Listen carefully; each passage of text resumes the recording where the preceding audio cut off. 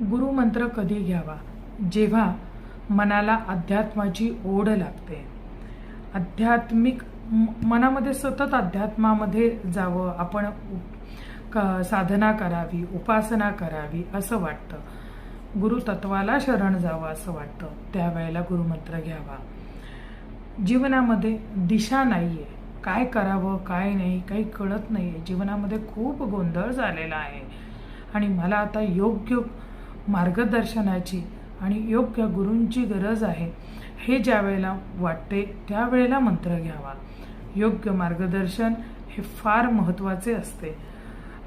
त्याचप्रमाणे काही लोक खूप उपासना करताना साधना करताना तुम्हाला घरामध्ये दिसतील, पण इतक्या उपासना करून सुद्धा अनुभूती नसते. कारण का? तर योग्य व्यक्तीची भेट तोपर्यंत झालेली नसते. म्हणून त्यावेळेला गुरुमंत्र घ्यावा. अनेक उपासना जिथे फळत नाहीत तिथे गुरु आशीर्वाद देतात, त्यावेळेला त्या गोष्टी अगदी सहज होतात. गुरु तुमचे मार्ग खूप सोपे करतात.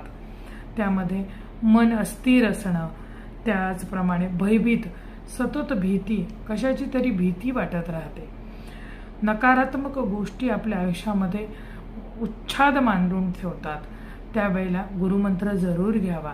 आयुष्यात काही घटना अशा घडतात, मग अशा वेळेला आपल्याला कोणी माफी देत नाही, कोणी जवळ करत नाही. अशा वेळेला सद्गुरू आपल्याला जवळ करतात, आपल्याला आपल्या चुका गोड बोलून समजून सांगतात आणि पुन्हा त्या कशा करायच्या नाहीत याची एक आदरयुक्त भीती आपल्याला दाखवतात. त्यामुळे माणूस पुन्हा त्या गोष्टींकडे जात नाही. त्याचप्रमाणे एखाद्या गुरूंबद्दल मनामध्ये अंतर्मनातून श्रद्धा आणि विश्वास ज्या वेळेला निर्माण होतो त्यावेळेला त्यांच्याकडूनच गुरुमंत्र जरूर घ्यावा. सगळ्यात महत्त्वाची गोष्ट अशी आहे, गुरुमंत्र कधीही फॅशन म्हणून घेऊ नये. यांनी घेतला मग मी पण घेणार असं करू नका. तो तुमच्याकडनं पूर्ण होत नाही, तुम्ही ते करू शकत नाही. आणि मला असं म्हणायचं आहे, आपण जी गोष्ट पूर्ण करू शकत नाही ती गोष्ट करता कशाला? तुम्हाला त्याचे पुण्य लागत नाही तर त्याचे पाप लागते. त्यापेक्षा मी म्हणते पुण्य करताना किंवा पुण्य कोणतं पाप कोणतं हे समजण्या इतकी मनुष्याची बुद्धी नाही. त्यापेक्षा त्या वाट्याला जाऊ नका. मग तुम्ही गुरुमंत्र घेऊच नका. जर तुम्ही ते मनापासून करू शकत नाही तर मग गुरुमंत्र न घेतलेलाच बरा.